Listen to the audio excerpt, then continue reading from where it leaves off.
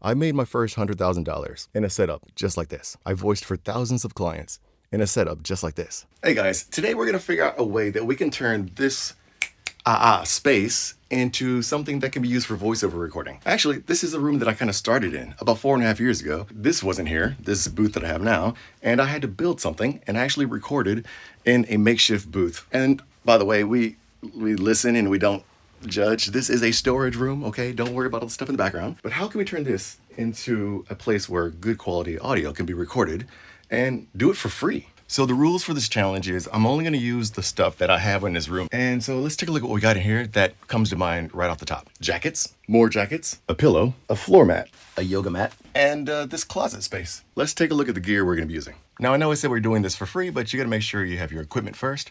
We're gonna be using a well, it's more expensive now, but this was $299 when I bought it, back when I first got started in voiceover. And it's gonna be plugged into a sound recorder. This is gonna be my interface. This is what I started with, these two things. Headphones, XLR cable. I'm thinking we're probably gonna run with this closet here, take the stuff out of the closet and try to see what we can work with.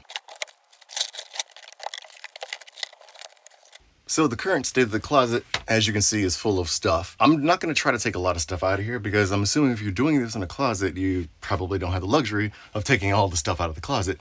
So let's try to keep as much stuff in here as possible. In here, you can hear there's this boxy sound. It's like a We don't want that. So the first thing I wanna do is probably just cover up the top here and put something on that wall that's facing me. So I'm bringing my mic stand over. This is the same one I used when I was recording just in my makeshift booth. We're just gonna try to find a placement for the microphone first, and then we can build around the microphone. Now it's time to start building around this, because as you can hear, if I switch to the audio from the phone to the microphone, you can see that there is definitely some reverb in here. Test, test, test. We gotta get rid of that as best we can.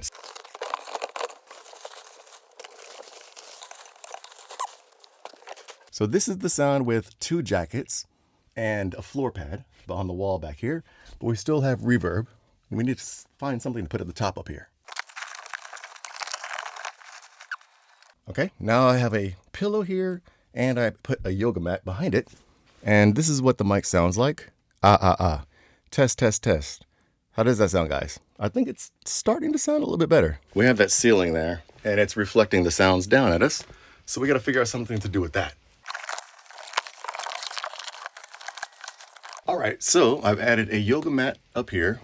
I added one of my daughter's jackets here and here. I still have this bare wall, but this is what the audio is sounding like now. A lot better. Yo, look at this. At T-Mobile, you can get a free phone every time you sign up for a new plan. What? That's actually sounding pretty good. We need to dial it in a little bit more. All right, so I just added a scarf here. And normally I would say you need to treat the back wall. As you can see, my booth is right there. If you don't have something like that there, you can easily just drape a blanket over your head here. You can use bungee cords. You can just hang something there. You can get like a clothes rack, like one of those clothes racks there, and use that to hang clothes here to block. Guys, I mean, honestly, how does that sound?